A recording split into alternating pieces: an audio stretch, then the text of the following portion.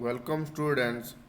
आज आम सीएचएससी रो fast chapter आरंभ करवा सी हूँ रिप्रोडक्शन इन ऑर्गेनिज्म।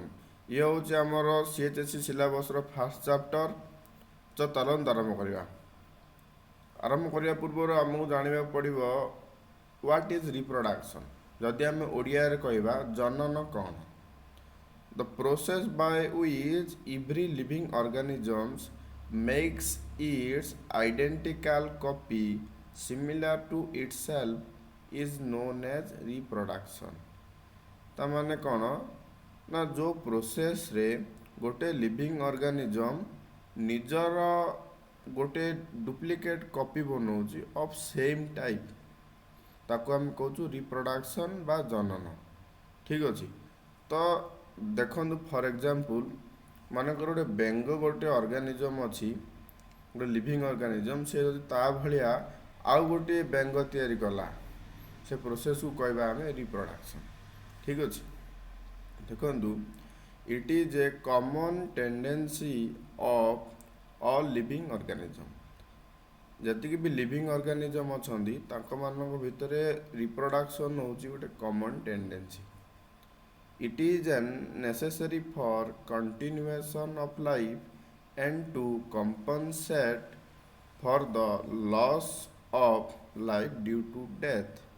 जदि रिप्रोडक्शन न था तो गोटे स्पेसीस रो कंटिन्यूएशन हो पार ना गोटे पीढ़ी पर नुआ पीढ़ी तैयारी हो पार ना।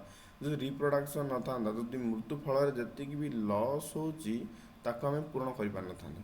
So reproduction is a necessary process for the continuation of living organisms। ठीक अच्छे। तो देखो the individual produced by reproduction from parent is called as daughter or offspring। ता माने रिप्रोडक्शन फल गोटे पेरेंट रु जतिके भी नुआ नुआ ऑर्गेनिज्म तैयारी हुअंती ताको आमे आमर साइंटिफिक बा बोटानिकल टर्म रे डॉटर बा ऑफस्प्रिंग्स बोली कहो। ठीक अच्छे। तो देखो रिप्रोडक्शन रो मोड्स ऑफ रिप्रोडक्शन देखु आमे रिप्रोडक्शन को मुख्यतः दुई भाग में विभक्त करचु। गोटे हूँ एसेक्सुअल रिप्रोडक्शन आउ गोटे हूँ सेक्सुअल रिप्रोडक्शन। आपणकर फास्ट ईयर रे टिके नॉलेज थी रिप्रोडक्शन उपरे एसेक्सुअल रिप्रोडक्शन कथा जदि आम डिस्कस करवा तो जो प्रकार रिप्रोडक्शन रे गोटे पेरेंट रो इन्वॉल्वमेंट हुए एवं formation and fusion of the gamete हुए ना ताको आम कहूँ एसेक्सुअल रिप्रोडक्शन। किंतु अदर साइड रे जो प्रकार रिप्रोडक्शन रे formation of gamete and fusion of gamete हुए ताको आम कहू सेक्सुअल रिप्रोडक्शन। ठीक अच्छे।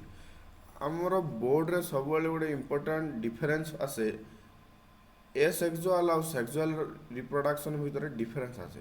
तो चलो देखा एसेक्सुअल और सेक्सुअल रिप्रोडक्शन भितर डिफरेन्स आमर कौन अच्छे। देखो difference between asexual and sexual reproduction. In case of sexual reproductions, only one organism is involved in this process, hence it is uniparental। तामाने कौन ना आरंभ कही एसेक्सुअल रिप्रोडक्शन ने केवल गोटे ही पेरेंट रो इन्वॉल्वमेंट हुए तेणु आम ताकू यूनिपेरेंटाल बोली कहू। किंतु सेक्सुअल रिप्रोडक्शन ने कौन हुए ना सब बेले दीटा पेरेंट रो इन्वॉल्वमेंट हुए से गोटे होता है मेल आउ गोटे होता है फीमेल तेणु आम सेक्सुअल रिप्रोडक्शन को आम कहू बाई पेरेंटाल। ठीक अच्छे।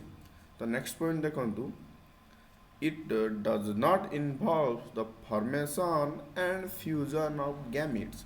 मु आगुरी कही ना एसेक्सुअल रिप्रोडक्शन रे कौन प्रकार गैमेट रो फॉर्मेशन हुए ना और कौन प्रकार गैमेट रो फ्यूजन जहाँ आम फर्टिलाइजेशन बोली कहूँ ता मध्य हुए ना। किंतु सेक्सुअल रिप्रोडक्शन रे सबु बेले formation and fusion of gametes होता है। ठीक अच्छे। तो थर्ड पॉइंट देखु it involves only mitosis. Asexual reproduction जो अच्छी से भितर सबु बेले ओनली माइटोसिस टाइप रो सेल डिवीजन होता है। किंतु in case of sexual reproduction, it involves both mitosis and meiosis type of reproductions. ठीक ଅଛି। तो नेक्स्ट देखंतु 4 नंबर पॉइंट होची the daughter formed by the asexual method are genetically similar to the parents and are said to be clones। तो माने asexual reproduction रे गोटे parent रु जो नुआ नुआ डॉटर बा ऑफस्प्रिंग तैयार हुए सेमाने पेरेंट सहित जेनेटिकली सिमिलार होइथांती तो ताकू आमे कहूछु क्लोन्स। ठीक अछि। किंतु सेक्सुअल केस रे the daughters formed by sexual method are not identical to the parents or to each other also। तो माने कौन ना सेक्सुअल रिप्रोडक्शन रे गोटे पेरेंट रु जदि जतरा भी ऑफस्प्रिंग तैयारी हेबे से माने जेनेटिकली पेरेंट सहित समान हेबेनी एवं गोटे पेरेंट रु जते भी डॉटर्स तैयारी होइचंदी से माने निज निज भितर भी जेनेटिकली सिमिलर तैयारी हेबेनी। फॉर एग्जांपल जदि गोटे फादर रु गोटे सन आ गोटे डॉटर्स सेक्सुअल मेथड रे होइचंदी देन फादर रो जेनेटिकली मटेरियल एवं सन रो जेनेटिकल मटेरियल इक्वल हेबे नाही एवं गोटे फादर रु जन्म नैथिबा गोटे सन आ गोटे डॉटर एमानक मध्य जेनेटिकली कोनोसी प्रकार सिमिलारिटी देखिया पई मिलिबो नाही। ठीक अछि। तो नेक्स्ट देखंतु asexual reproduction is a simple and fast process whereas sexual method is a complex and slow process। जेहेतु आम सेक्सुअल रिप्रोडक्शन रे एते किसी कॉम्प्लिकेशन नहीं कौन प्रकार गैमेटर फॉर्मेशन हुए ना कि गैमेटर फ्यूजन हुए ना सो asexual method is a simple process and also a fast process but in case of the sexual reproductions due to the lot of process involved in these methods that's why it is a complex and a slow process।